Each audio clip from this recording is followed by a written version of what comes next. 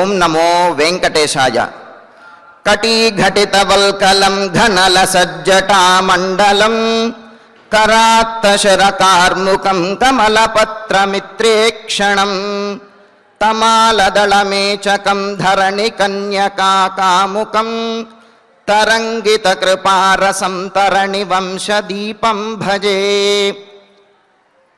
దట్టమైన మేఘముల వలె గోచరిస్తున్నటువంటి జటాజూటము గలవాడు, కమలముల వలె విశాలమైనటువంటి నేత్రములు గలవాడు, జానకీ ప్రాణనాయకుడు, కోదండపాణి అయినటువంటి శ్రీరామచంద్రునికి నమస్కరిస్తూ తదభిన్న స్వరూపుడైనటువంటి ఆ శ్రీనివాసుని యొక్క దయా విశేషం చేత సమస్త మానవాళికి ధర్మతత్పరతను సకల కార్యసిద్ధిని చేకూర్చాలన్నటువంటి సంకల్పంతో తిరుమల తిరుపతి దేవస్థానం వారు నిర్వహిస్తున్నటువంటి శ్రీమద్ రామాయణం అయోధ్యాకాండ ప్రవచన పారాయణ కార్యక్రమంలో నేటికి మనం 237వ రోజులోకి ప్రవేశించాం. ఈ కార్యక్రమాన్ని ముందుగా శ్రీ గురు ధ్యానపూర్వకంగా సంకల్ప వాక్యాలను అందరము కలిసి పలుకుతూ ప్రారంభం చేసుకుందాం. శ్రీ గురు ధ్యానం.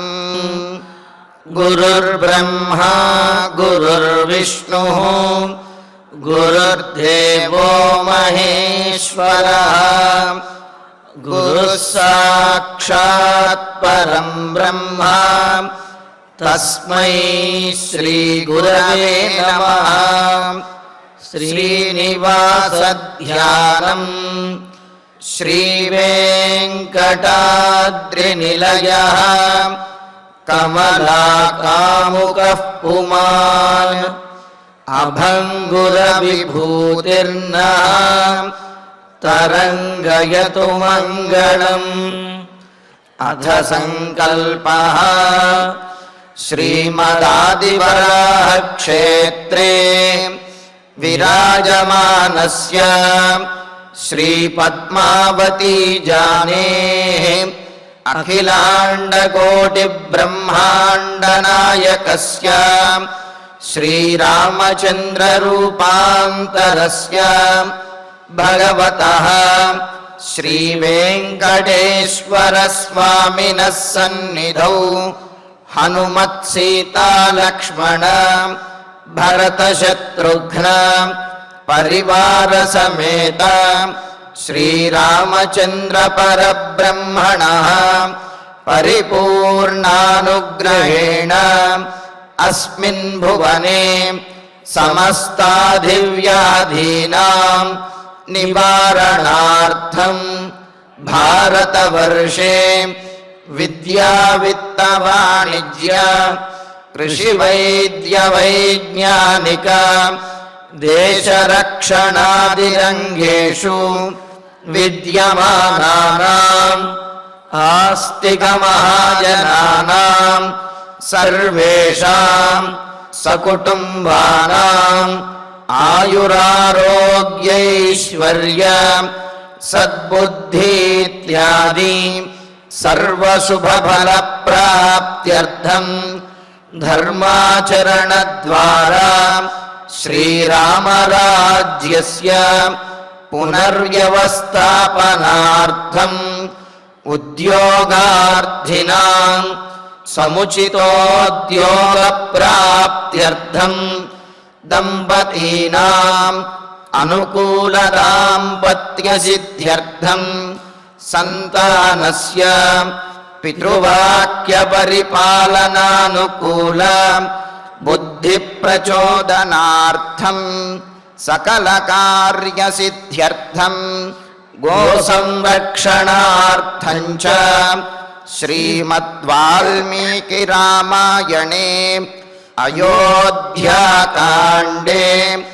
యథాశక్తి శ్లోక వ్యాఖ్యాన పురస్సరం 14 సర్గ శ్లోక పారాయణం తథా శ్రీధన్వంతరి మంత్ర పారాయణం చ అన్యోన్య సాహాయ్యేన ఆచార్యముఖేన కరిష్యామహే.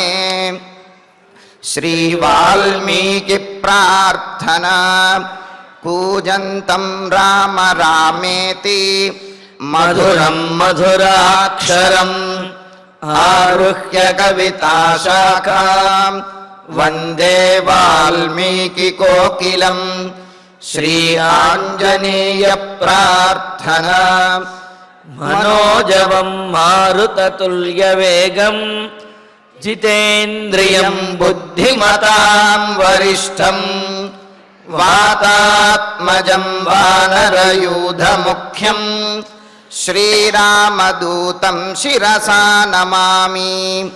శ్రీరామాయణ ప్రార్థనా వాల్మీకిగిరి సంభూత రామసాగరగామిని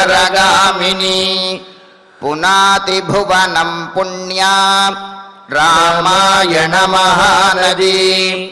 శ్రీరామ ప్రార్థనా అయోధ్యాఖ్యేతు గుర్వర్ధే త్యక్త్వా రాజ్యం గిరౌ వసన్ పాదుకే భరతాయాదాత్ సరామ శరణం మమ.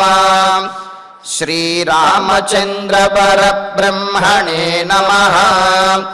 అథ శ్రీమద్ రామాయణే ఆదికావ్యే అయోధ్యాకాండే చతుర్వింశః సర్గః. శ్రీమన్నారాయణ చరణౌ శరణం ప్రపద్యే. శ్రీమతే నారాయణాయ నమః. శ్రీరామాయ నమః. శుశ్రూషామేవ కుర్వీత భర్తుః ప్రియహితే రతా ఏష ధర్మః పురా దృష్టః లోకే వేదే శృతస్మృతః. రామచంద్రమూర్తి కౌసల్యాదేవి యొక్క బాధ్యతను గుర్తు చేస్తూ చక్కగా ఆ విషయాలని పూర్తి చేస్తూ కౌసల్యాదేవికి బోధిస్తూ ఉన్నారు. అమ్మ, ఎవరైతే భర్తకు అనుకూలంగా ఉంటూ ఆయనను అనుసరిస్తూ ఆ ఆజ్ఞను పాటిస్తూ ధర్మపత్నిగా ఆ ధర్మపరమైనటువంటి కార్యములలో పాల్గొంటారో వారు ఆయన కంటే కూడా ఆ భర్త కంటే కూడా ఉత్తమమైనటువంటి గతులను పొందుతారు అంటూ మరి కావున ఇది ఏదో నేను ప్రత్యేకంగా ఇప్పుడు చెబుతున్నటువంటి విషయం కాదు, మన వేదములలోనూ స్మృతి గ్రంథములలోనూ లోకాచారములోనూ ఇదే మనకు వినవస్తున్నది అని చెప్పి అన్నారు. మరి వేదంలో ఋగ్వేదంలో చెబుతారు ఏమని అంటే, అక్కడ ఓ వధువు, నీవు ప్రియమైనటువంటి పతిని ఆశ్రయించి సంతానోత్పత్తి ద్వారా అంటే అతని యొక్క వంశమును వృద్ధి చేసి అతనిని తరింపచెయ్యాలి అని చెప్పి. అంటే ఏమిటి? వధువు ద్వారానే వరుడికి ఆ వరుని యొక్క జీవితం అనేది సార్థకమవుతుంది. వధువు వరుణ్ణి అనుసరించి ఇరువురు కలిసి ధర్మాన్ని ఆచరించాలి అనేది మనకు వేదమంత్రముల ద్వారా తెలుస్తున్నది. మరి పురాణములలో కూడా ఒకానొక సందర్భంలో నారద మహర్షి పతివ్రతల యొక్క మహాత్మ్యం గురించి అడిగితే యమధర్మరాజు చెబుతాడు. పతివ్రతల గురించి చెబుతూ యాదృశీతు భవేద్విప్ర హృణతత్వం సమాసతః అని అంటూ ప్రసుప్తేయా ప్రస్వపితి విబుధే జాగ్రత్తి స్వయం భుంక్తేతు భోజితే విప్ర సామృత్యం జయతి ధ్రువం. ఎవరు అయితే పతిని అనుసరిస్తూ పతివ్రతా లక్షణములతో ఉంటారో వాళ్ళు మృత్యువును కూడా జయిస్తారు అని యముడు చివరిగా ఒక మాట కూడా అన్నాడు. ఏమని అంటే, తస్యా బిభీమహే సర్వే ఏతధాన్యే తపోధన. మహర్షి, అటువంటి పతివ్రతలకు భూలోకంలో ఉన్నటువంటి వారు భయపడటం కాదు, యముడినైనటువంటి నేను కూడా భయపడతాను. ఆ పతివ్రతలకు తిరుగులేదు. దేవతలైన విధిని నిర్వహించినటువంటి యముడు యమధర్మరాజు అయిన ఎవరైనా సరే, దేవానామపి సాసాధ్వి పూజ్య పరమశోభన, దేవతలకు కూడా ఆమె పూజనీయురాలు. సహజంగా దేవతలను పూజిస్తాం, కానీ పతివ్రతలను సాధ్వీమణులను దేవతలే పూజిస్తారట. కావున దేవతలకు కూడా పూజనీయురాలవుతుంది ఆమె అని ఈ విధంగా పతివ్రత లక్షణములను మనకు అనేక పురాణములలో అనేక రకాలుగా చాలా విశేషంగా తెలియజేశారు. మరి ఆ విధంగా అనసూయ, సావిత్రి మొదలైనటువంటి వారి చరిత్రను మనం ఎన్నో విన్నాం కదా, మనకు తెలుసు కదా. వాటన్నింటిలోనూ కూడా ఆ పాతివ్రత్య లక్షణముల చేత దేవతలను ఎదిరించినటువంటి వారు, దేవతలను గెలిచినటువంటి వారు కూడా ఎంతోమంది తెలుసు. అందుకనే ఇక్కడ ఏమంటున్నాడు, ఏష ధర్మ పురాదృష్ట. ఈ ధర్మము ఇప్పుడు ప్రత్యేకంగా ఈ సందర్భం కోసం నేను బోధిస్తున్నటువంటి మాటలు కాదు. పురాదృష్ట, పూర్వం నుంచి కూడా ఎన్నో దృష్టాంతములు ఎన్నో రకాలుగా మనం చూచే ఉన్నాం కదా.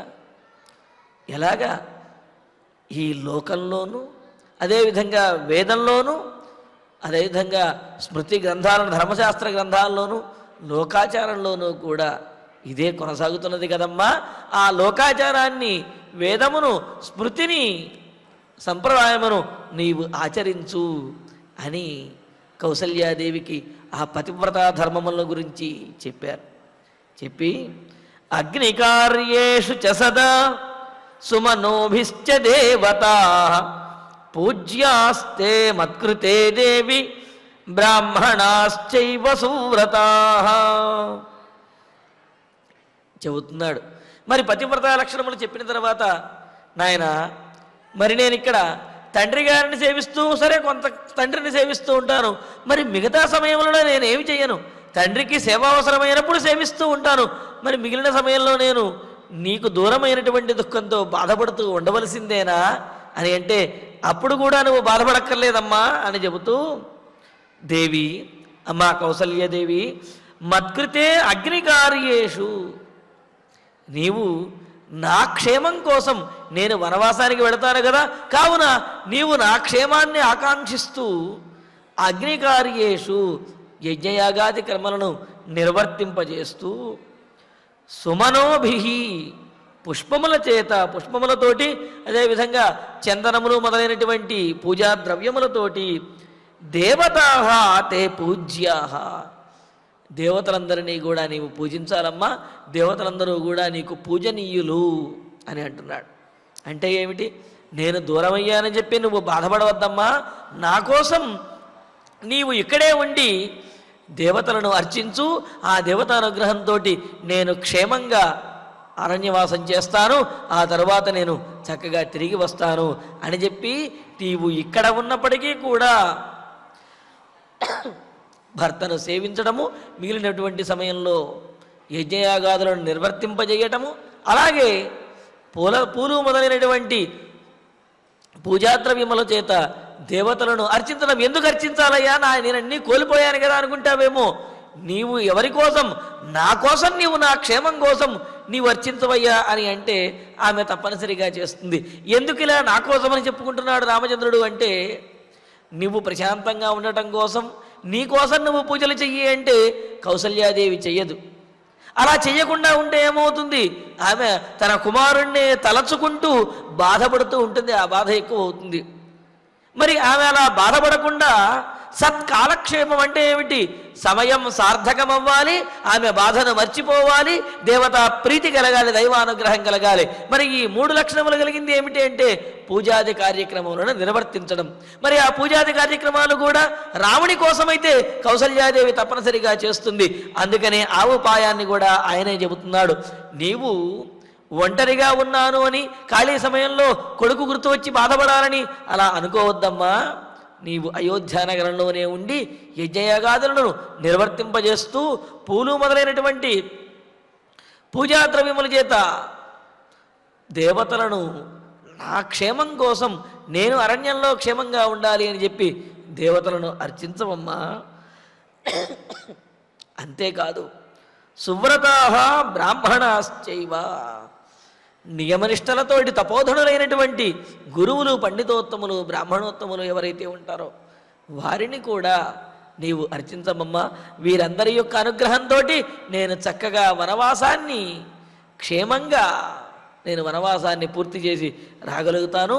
కావున నీవు ఇక్కడే ఉండి అగ్ని కార్యములను, అదేవిధంగా పూజాది కార్యక్రమములను నిర్వహించి నా క్షేమం కోసం నిర్వహిస్తూ నీవు సత్కాలక్షేపంతో చక్కగా కాలాన్ని గడపవమ్మా అని చెప్పి ఆ కాలం గడిపేటటువంటి ఉపాయాన్ని కూడా రామచంద్రమూర్తి బోధించి ఏవం కాలం ప్రతీక్షస్వ మమాగమన కాంక్షిణి నియతా నియతాహార భర్తృశుశ్రూషణే రత. ఏవం ఈ విధంగా నీవు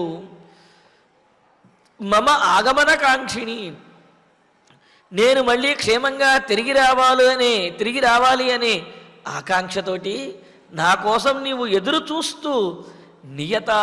ఇక్కడ ఎదురు చూస్తూ అని ఎందుకు అన్నాడు అంటే, మనిషి ఆశాజీవిగా ఉన్నప్పుడే జీవించగలుగుతాడు, తన శరీరాన్ని తాను రక్షించుకుంటూ ధర్మాన్ని పాటించగలుగుతాడు.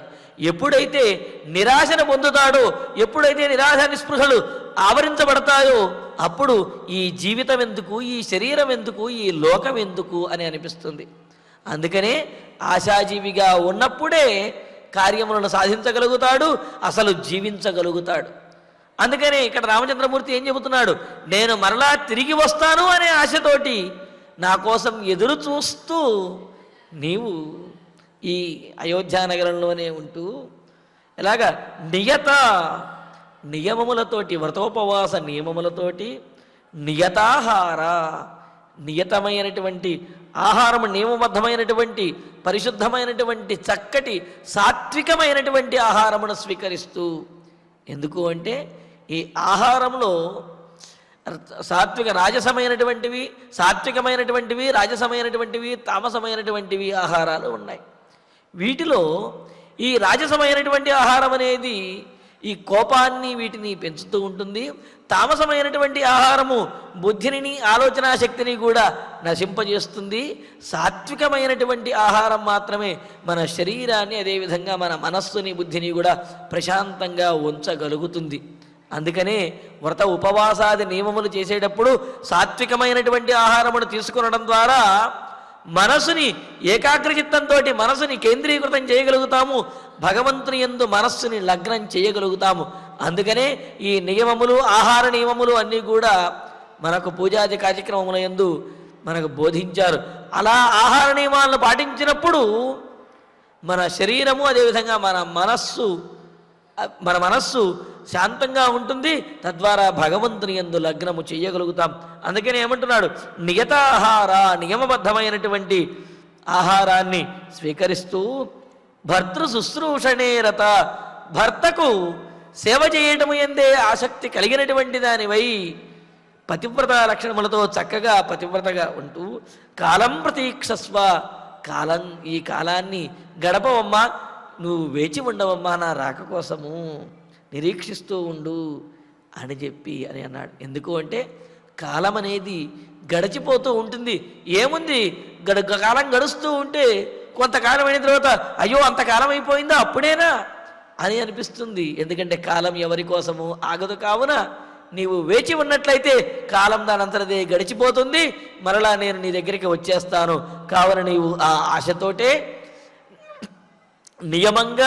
నియమబద్ధమైన వ్రతోపవాస నియమములను ఆచరిస్తూ, నియమబద్ధమైనటువంటి ఆహారాన్ని స్వీకరిస్తూ, భర్తకు సేవ చేస్తూ ప్రశాంత చిత్తముతోటి ఈ అయోధ్యానగరంలోనే కాలం గడపవమ్మా, నేను వచ్చేస్తాను అని ప్రాప్స్యసే పరమం కామం మయి ప్రత్యాగతే సతి యది ధర్మభృతాం శ్రేష్ఠ ధారయిష్యతి జీవితం.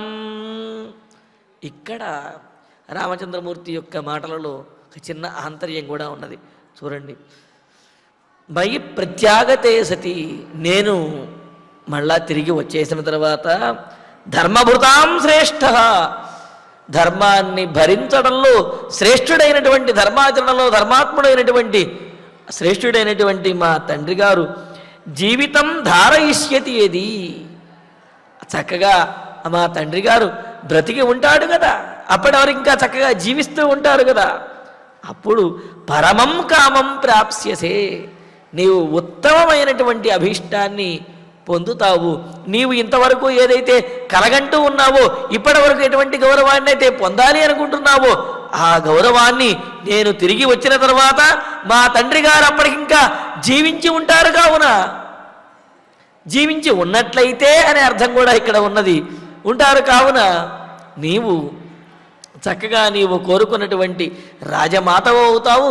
రాజుగారికి అంటే దశరథ మహారాజుకి అంటే రాజమాతగా నీవు దశరథుని యొక్క పత్నిగాను, అదేవిధంగా రాజు అయినటువంటి శ్రీరాముని యొక్క తల్లిగాను కూడా నీవు పరిపూర్ణమైనటువంటి సమున్నతమైనటువంటి గౌరవాన్ని పొందగలుగుతావు అని అన్నాడు. మరి ఈ మాటల్లో విశేషం ఏమిటి అంటే, మయి ప్రత్యాగతే సతి ధర్మభృతాం శ్రేష్ఠ జీవితం ధారయిష్యతి యది. నేను వచ్చిన తర్వాత కూడా రామచంద్రమూర్తి అంటున్నాడు, నేను తిరిగి వచ్చిన తర్వాత కూడా దశరథ మహారాజు కనుక జీవించి ఉన్నట్లయితే అని అన్నాడు. మరి ఈ మాటలలో ఉన్న ఆంతర్యం ఏమిటి అంటే, రాముడు మరలా వనవాసాన్ని పూర్తి చేసుకు వచ్చేటప్పటికీ దశరథ మహారాజు జీవించి ఉంటాడా ఉండడా అనేది సందేహాస్పదమే అనే విషయాన్ని రామచంద్రమూర్తి యొక్క మాటలలో తెలియజేస్తున్నాడు. అయితే ఆ మాటను సాక్షాత్తుగా తల్లితో అనకుండా ఈ విధంగా అంటున్నాడు అన్నమాట. నేను వచ్చేస్తాను కదమ్మా, నేను వచ్చేటప్పటికి తండ్రి గారు కూడా జీవించి ఉంటారు, కావున అసలు జీవించి ఉంటారు ఉండరు అనే ఈ శంక ఎందుకు వచ్చింది అంటే, రామచంద్రమూర్తి యొక్క మనస్సులో కూడా ఒక ఆలోచన మెదులుతూ ఉన్నది. అంటే ఏమిటి, తనను విడిచి తండ్రి జీవించి ఉండలేడు, కావున తాను తిరిగి వచ్చేటప్పటికి తండ్రి జీవించి ఉంటాడో ఉండడో అనే విషయం రామచంద్రమూర్తికి కూడా సందేహంగానే ఉన్నది. అందుకని ఏమంటున్నాడు, ధర్మాన్ని భరించడంలో శ్రేష్ఠుడైనటువంటి నా తండ్రి ప్రాణములను ధరించి నేను తిరిగి వచ్చే వరకు కనుక ఉన్నట్లయితే అప్పుడు మనందరము కూడా ఆనందంగా ఉండవచ్చమ్మా అని అన్నారు. అంటే దీంట్లో మరొక విశేషం ఏమిటి అంటే, ఉన్నట్లయితే మనం ఉందాము అంటే ఆ విధంగా ఉండే విధంగా నీవు చేసినట్లయితే అని అర్థం. అంటే ఏమిటి, నీవు చక్కగా తండ్రి గారిని సేవిస్తూ ఆయనను శాంతచిత్తులుగా చేసి ఆరోగ్యంగా ఉండే విధంగా చూసుకుని ఆయన చక్కగా జీవించే విధంగా నువ్వు చేసినట్లయితే నేను వచ్చే వరకు కూడా ఆయన జీవించి ఉంటాడు. ఆ విధంగా జీవించి ఉన్నప్పుడు మనందరము కూడా సుఖంగా సంతోషంగా జీవించగలుగుతాము, కాలాన్ని గడపగలుగుతాము. నేను వచ్చే వరకు కూడా తండ్రి గారు ఉన్నట్లయితే అని అన్నారు. అంటే ఏమిటి, ఆ విధంగా తండ్రి గారు ఉండే విధంగా నీవు సేవించాలి అని చెప్పటం ఒక ఉద్దేశ్యం. కానీ నేను వెళ్ళిపోయిన తర్వాత తండ్రి గారు జీవిస్తారో జీవించరో అని చెప్పటం అనేది మరొక ఉద్దేశ్యం. ఈ విధంగా అనేక ఆంతర్యములు కలిగే విధంగా అంతరార్థములు కలిగే విధంగా రామచంద్రమూర్తి యొక్క మాటలు. అంటే ఏమిటి, ఆయన జీవించి ఉన్నట్లయితే అంటే జీవించే విధంగా నీవు ప్రయత్నించాలి, నీవు సేవించాలి అని. జీవించి ఉన్నట్లయితే అంటే నేను వెళ్ళిన తర్వాత తండ్రి జీవిస్తాడో జీవించడో అని చెప్పటం ఇందులో ఉన్న ఉద్దేశం అన్నమాట.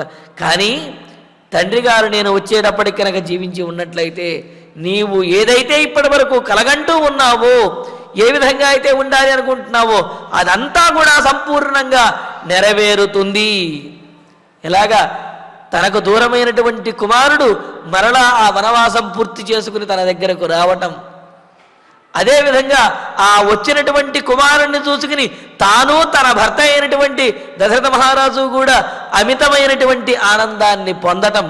మరి ఇంతకు మించినటువంటి ఆనందం, ఇంతకు మించినటువంటి అభీష్టం కౌసల్యాదేవికి ఉండదు కదా. అందుకనే అంటున్నాడు, పరమం కామం ప్రాప్స్యతే, శ్రేష్టమైనటువంటి నీవు కోరినటువంటి ఉత్తమమైనటువంటి అభీష్టాన్ని నీవు పొందగలుగుతావు అని చెప్పి అంటున్నదన్నమాట. అంటే ఇక్కడ భార్యకు రెండు రకాలైనటువంటి ఆనందములు పూర్తిగా సంతృప్తిని ఇస్తాయి అని.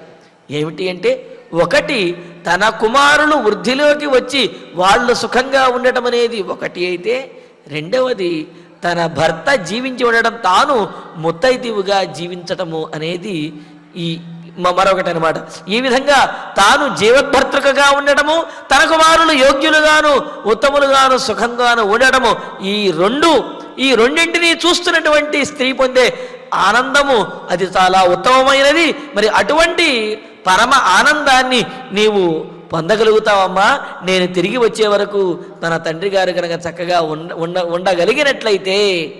ఉన్నట్లయితే అని చెప్పి అంటున్నాడు. అంటూ ఏవముక్తాతు రామేణ బాష్ప పర్యాకులేక్షణ కౌసల్యా పుత్ర శోకార్త రామం వచనమబ్రవీత్.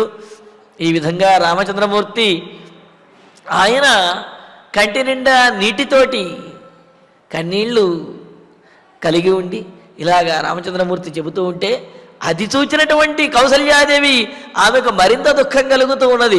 మరి అలా దుఃఖం కలుగుతున్నప్పుడు తాను ఇంకా ఒప్పుకోకపోతే ఇంకా రామచంద్రమూర్తి బాధపడతాడు. ఇంకా రామచంద్రమూర్తిని బాధ పెట్టడం ఇష్టం లేదు కౌసల్యాదేవికి.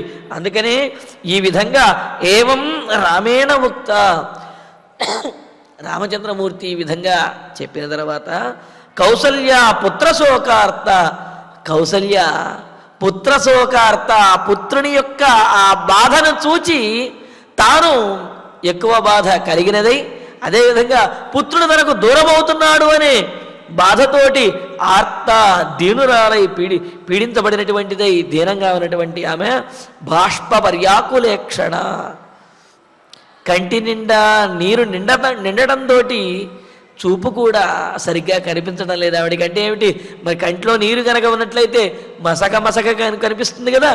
అందుకని ఇక్కడ బాష్ప పర్యాకులేక్షణ, కన్నీళ్లతోటి కలత చెందినటువంటి చూపు కలిగినదై కన్నీళ్లతోటి చూడలేనటువంటి స్థితిలో ఉన్నటువంటి ఆ కౌసల్యాదేవి రామం వచనం అబ్రవీత్, రాముడితోటి తన అభిప్రాయాన్ని చెబుతూ ఉన్నది, రాముడికి అనుమతిస్తూ ఉన్నది. ఈ విధంగా ఏమని, గమనే సుకృతాం బుద్ధిం నతే శక్నోమి పుత్రక వినివర్తయితుం వీర నూనం కాలో దురత్యయః.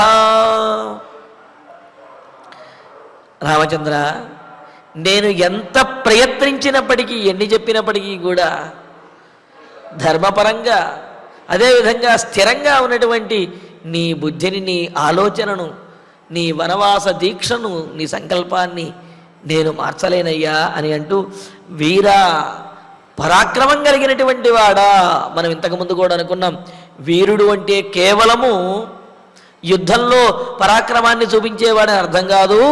దానము, ధర్మము, యుద్ధము వీటి యందు స్థిరమైనటువంటి చిత్తము కలిగిన వాడు, పట్టుదల కలిగినటువంటి వాడినే వీరుడు అని అన్నారు అని చెప్పి, అదేవిధంగా దానం చేయటంలోనూ ధర్మం, ఇక్కడ ధర్మాన్ని పాటించడంలో రామచంద్రమూర్తి పట్టుబట్టి ఉన్నాడు, పట్టుదల వదలటం లేదు. అందుకని వీరా, ధర్మాన్ని పాటించడంలో పట్టుదల కలిగినటువంటి వాడా, పరాక్రమం కలిగిన వాడా రామచంద్ర. పుత్రక కుమార, పుత్రక అంటే పుత్ర అని అనొచ్చు. ఇక్కడ పుత్రక అంటే అల్పార్థంలో ఒక ప్రత్యయం అంటారంటే ఏమిటి, నాయన చిన్నవాడివిరా అంటే తల్లిదండ్రులకి పిల్లలు ఎంత ఎదిగినప్పటికీ, ఎంత సమర్థవంతులుగా ఉన్నప్పటికీ వాళ్ళు చిన్నపిల్లలుగానే కనిపిస్తారు కదా.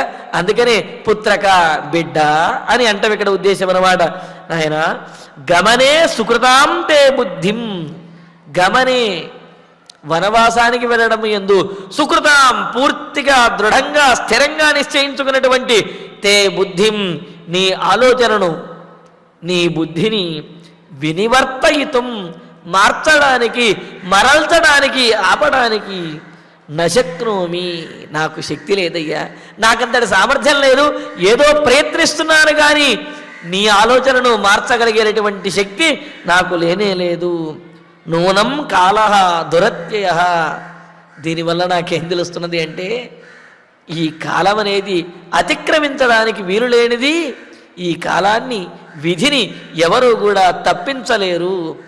మరి ఈ విధంగా నీకు వనవాసం చెయ్యాలి అని నువ్వు దృఢంగా నిశ్చయించుకున్నావు. వనవాసం చెయ్యాలి అనేది కనుక విధి అయినట్లయితే ఆ విధిని నేను మార్చగలనా? కాలోహి దురతిక్రమ, కాలం అనేది అతిక్రమించలేనిది. ఎవరైనా సరే ఆ కాలాన్ని అనుసరించి తీరవలసిందే. అందుకనే అంటారు కదా, సర్వాధార కాల, అన్నింటికీ ఆధారమైనటువంటిది కాలము, అన్నింటికీ పరిష్కారాలు చేకూర్చేది కూడా, సమాధానాలు చెప్పేది కూడా కాలమే. అందుకని ఇక్కడ కౌసల్యాదేవి కూడా ఏమంటున్నది, ఆ కాలాన్ని ఎవరు అతిక్రమించగలరయ్యా? నీ మనస్సుని నేను మార్చలేను, నా మాటలతోటి నీవు మారవు. కావున కాలము, దైవము, విధి వీటిని అంటే అన్నీ కూడా కాలవాచకాలే. కాలానికే దైవము అనే అర్థము, విధి అనే అర్థము, అదేవిధంగా మృత్యువు అనే అర్థం కూడా ఉన్నది. అందుకనే యముడిని కాలుడు అని అంటారు. ఇలాగా వీటిని, ఈ కాలాన్ని ఎవరు కూడా అతిక్రమించలేరు. ఆ కాలం ఎలా నడిపించాలనుకుంటే మనల్ని ఆ విధంగా నడిపిస్తుంది. నేను నా ప్రయత్నం ఏదో చేశాను కానీ నీ యొక్క ఆలోచన మాత్రం మార్చగలిగే శక్తి నాకు లేదయ్యా అని అంటూ ఇంకా అనుమతి ఇచ్చేస్తున్నది. గచ్చపుత్ర త్వమేకాగ్రో భద్రంతేస్తు సదా విభో పునస్త్వయితు నివృత్తేతు భవిష్యామి గతక్షమా. గచ్చపుత్ర త్వమేకాగ్రో భద్రంతేస్తు సదా విభో. కుమార రామచంద్ర, త్వం ఏకాగ్రహ, త్వం నీవు ఏకాగ్రహ సావధాన చిత్తుడివై చాలా జాగ్రత్తగా ఏమరపాటు ఏమాత్రము లేకుండా స్థిరమైనటువంటి మనస్సుతోటి గచ్చ వెళ్ళిరావయ్యా అని అంటున్నది. ఇక్కడ ఏకాగ్రహ అని అంటే నీవు ఆ అడవిలో ఏవేవో చూచి ఏదో విధంగా నీ మనసు మార్చుకోవటం కానీ, లేకపోతే ధర్మాన్ని తప్పడం కానీ ఇటువంటివేమీ లేకుండా ఏకాగ్రహ అంటే నీవు అనుకున్నటువంటి నీ లక్ష్యం ఏదైతే ఉన్నదో అటువంటి ధర్మము మీదే సావధాన చిత్తుడవై, అలాగే అప్రమత్తుడవై సావధానంగా ఉంటూ జాగరూకుడవై నీవు గచ్చ వెళ్ళిరావయ్యా, నీవు బయలుదేరు.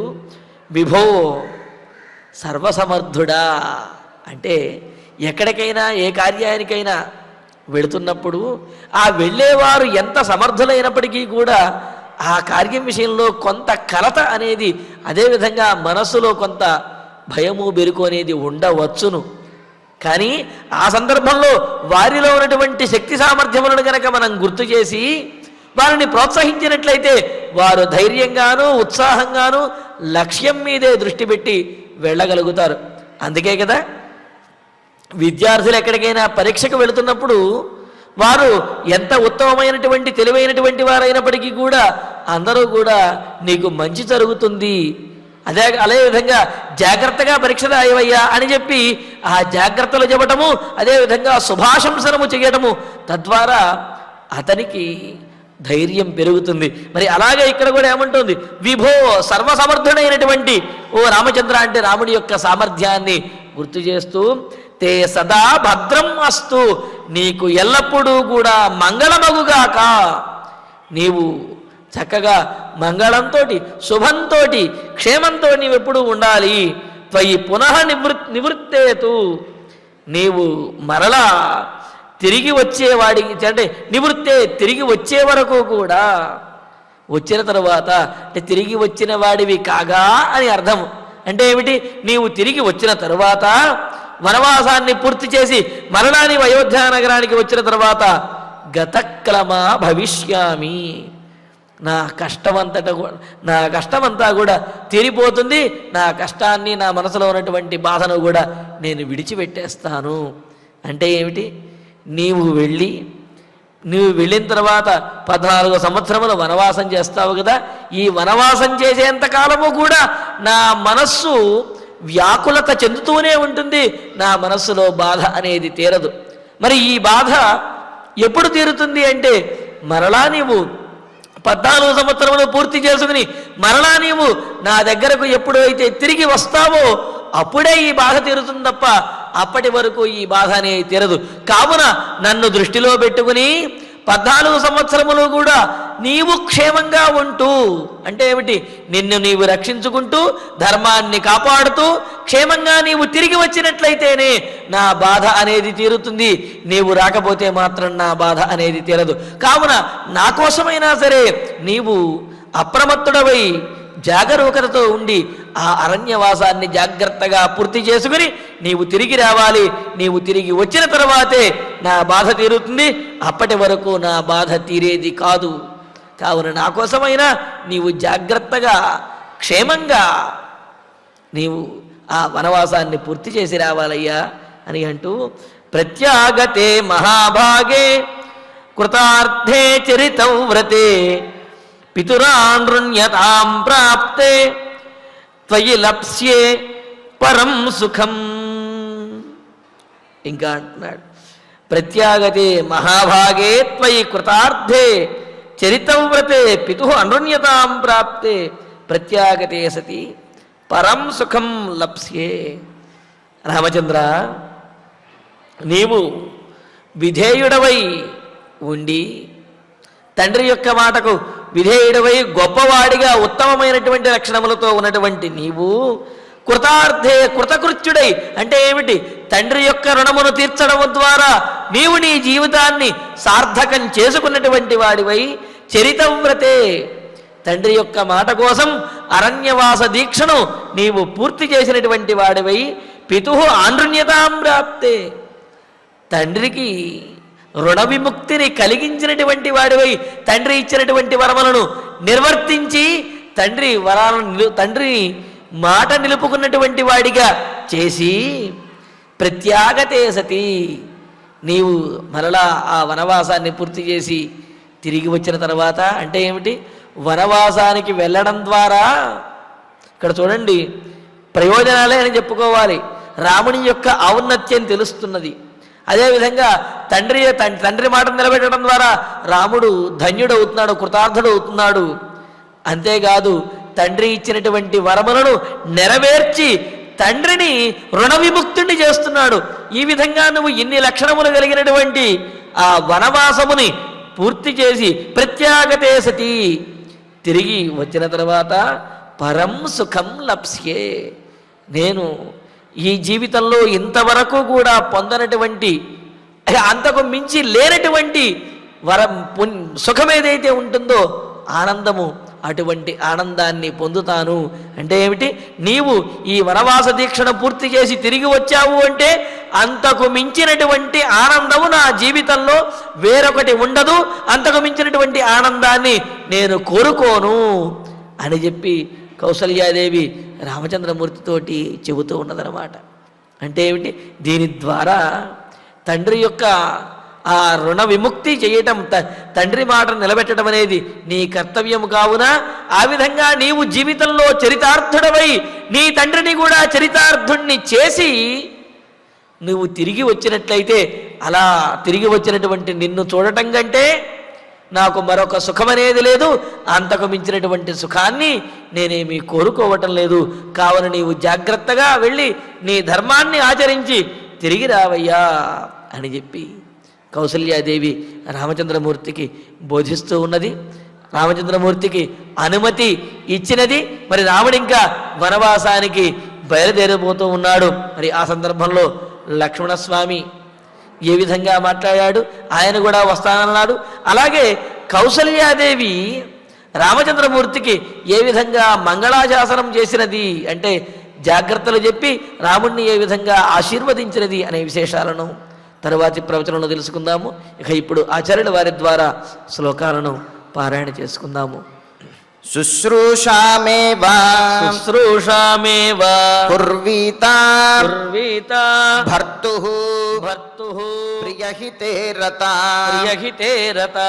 ఏష ధర్మః పురా దృష్టః లోకే వేదే శ్రుతస్మృతః అగ్నికార్యేషు చ సదా సుమనోభిశ్చ దేవతాః పూజ్యాస్తే మత్కృతే దేవి బ్రాహ్మణాశ్చైవ సువ్రతాః ఏవం కాలం ప్రతీక్షస్వ మమాగమన కాంక్షిణీ మమాగమన కాంక్షిణీ నియతాహార భర్తృశుశ్రూషణే రతా ప్రాప్స్యసే పరమం కామం మయీ ప్రత్యాగతే సతి ప్రత్యాగతే సతి యది యది ధర్మభృతాం శ్రేష్ఠః ధర్మభృతాం శ్రేష్ఠః ధారయిష్యతి ధారయిష్యతి జీవితం జీవితం ఏవ ముక్తాతు ఏవ ముక్తాతు రామేణ రామేణ బాష్ప బాష్ప పర్యాకులేక్షణ పర్యాకులేక్షణ బాష్ప పర్యాకులేక్షణ బాష్ప పర్యాకులేక్షణ కౌసల్యా కౌసల్యా పుత్రశోకార్త పుత్రశోకార్త రామం రామం వచనమబ్రవీత్ వచనమబ్రవీత్ గమనే గమనే సుకృతాం బుద్ధిం సుకృతాం బుద్ధిం నతే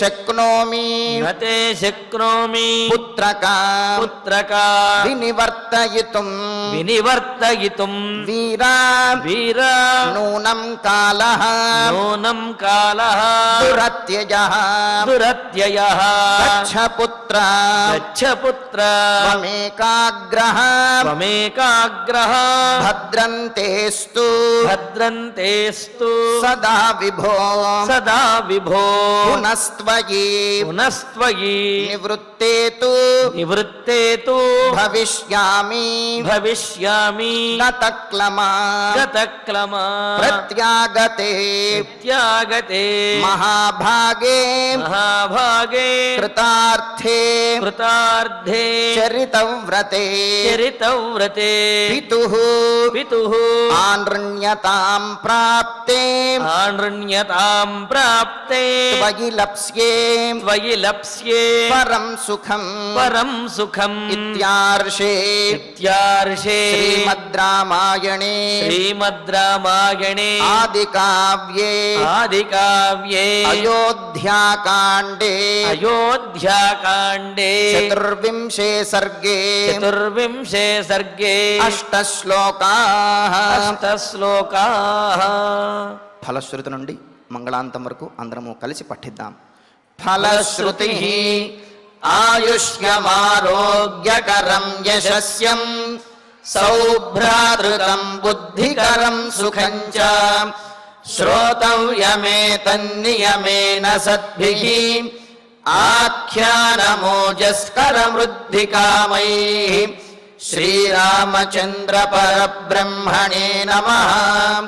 అథ ధన్వంతరి ధ్యానం అచ్యుతానంత గోవింద విష్ణో నారాయణామృత రోగాన్మే నాశయాశేషాన్ ఆశు ధన్వంతరే హరే ఆరోగ్యం దీర్ఘమాయుష్యం బలం తేజోధియం శ్రియం స్వభక్తేభ్యోనుగృహంతం వందే ధన్వంతరిం హరిం. ధన్వంతరేరిమం శ్లోకం భక్త్యా నిత్యం పఠంతి యే అనారోగ్యం న తేషాం స్యాత్ సుఖం జీవంతి తే చిరం. ఓం నమో భగవతే వాసుదేవాయ ధన్వంతరయే అమృతకలశహస్తాయ వజ్రజలౌకహస్తాయ సర్వామయ వినాశనాయ త్రైలోక్యనాథాయ మహావిష్ణవే స్వాహా. ఓం వాసుదేవాయ విద్మహే సుధాహస్తాయ ధీమహి తన్నో ధన్వంతరి ప్రచోదయాత్. అథ నవగ్రహ ప్రార్థనా ఆరోగ్యం పద్మబంధుర్వితరతు నితరాం సంపదం శీతరశ్మిః భూలాభం భూమిపుత్రః సకలగుణయుతాం వాగ్విభూతిం చ సౌమ్యః సౌభాగ్యం దేవమంత్రీ రిపుభయశమనం భార్గవః శౌర్యమార్కిః దీర్ఘాయుః సైంహికేయః విపులతరయశః కేతుః ఆచంద్రతారం అరిష్టాని ప్రణశ్యంతు దురితాని భయాని చ శాంతిరస్తు శుభం మేస్తు గ్రహాः కుర్వంతు మంగళం. అథ క్షమా ప్రార్థనా యదక్షరపదభ్రష్టం మాత్రాహీనం చ యద్భవేత్ తత్సర్వం క్షమ్యతాం దేవ నారాయణ నమోస్తుతే.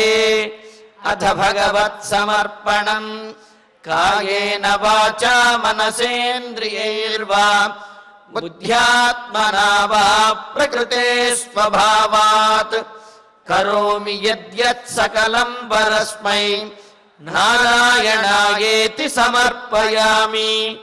అథ మంగళం శ్రియః కాంతాయ కళ్యాణ నిధయేర్ధినాం శ్రీవేంకట నివాసాయ శ్రీనివాసాయ మంగళం. కన్స్ట్రక్షన్ రంగాలలో దశాబ్దపు అనుభవంతో కస్టమర్ల మరియు శ్రేయోభిలాషుల మన్ననలను నమ్మకాన్ని గెలుపొందిన సంస్థ విఆర్ఆర్ కన్స్ట్రక్షన్స్. నాణ్యతకు నమ్మకానికి మారుపేరు విఆర్ఆర్ కన్స్ట్రక్షన్స్.